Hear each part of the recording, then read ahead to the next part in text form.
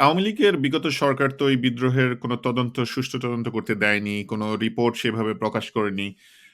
এটাকে পুরো ধামাচাপা দিতে চেয়েছে। আপনি কি এখন আশাবাদী যে আ জুলাই আগস্টের প্রেক্ষাপট পরিবর্তনে বাংলাদেশের যে নতুন বিপ্লবোত্তক সরকার আছে, তারা এই ঘটনার সুষ্ঠু তদন্ত করবে বা করা কি সম্ভব এখনো যদি কেউ উদ্যোগ নেয়?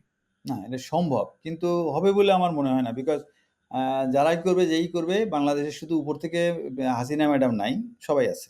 আপনি কিছু করতে পারবেন বলে আমার মনে হয় না। এটা একদম সম্পূর্ণ আর্মির কাছে ছেড়ে দিত, দেন আমি যেভাবে ভুক্তভোগী, আমাকে করতে দিলে আমি আন্তরিকতা নিয়েই করতাম। কিন্তু অন্য যারা, তারা তো সবাই লবণ খাইছে ওই দিক থেকে।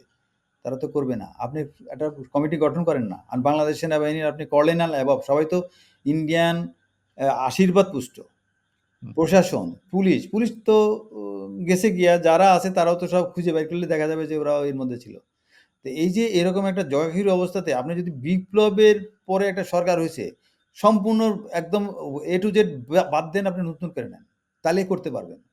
করা সম্ভব না সেটা আমি বলব না। কিন্তু করতে অনেক বাধা আসবে ওই একই রকম। কারণ যারা এগুলা করার ব্যাপারে সিদ্ধান্ত দেওয়া বা করার ব্যাপারে প্রভাব খাটাতে পারবে, তারা অনেকেই পাপী। এই হুম, জন্যে এখনো যে খুব মানে কারেক্টলি একটা করা যাবে এটা। তারপর আরো আছে যে অনেকেই ভালো সাক্ষী। হয়তো ১৫ বছর ধরে কানাডা, আমেরিকা, অন্য বিভিন্ন জায়গায় আছে, সে আর আগ্রহী না। অনেককেই আনা যাবে না। বিকজ তার ছেলে, বউ সবকিছু নিয়ে সে সেটেল। সে যাবে যে আমার কি দরকার এখানে। আর তারপরে কথা, আপনার সাথে আমি আজ কথা বলছি। আজ হোক আর কাল হোক, everything will be counted and I'll be affected. I know it, and that even I am telling it. আমি তো এই কথা ওই সেদিনও জানি। যখন মঈন আহমেদকে আমি চ্যালেঞ্জ করলাম, তখন প্রথমেই তো বলছি, I do not know whether I can go on normal retirement or not. কিন্তু আজকে আমাকে এই কথাগুলো বলতেই হবে।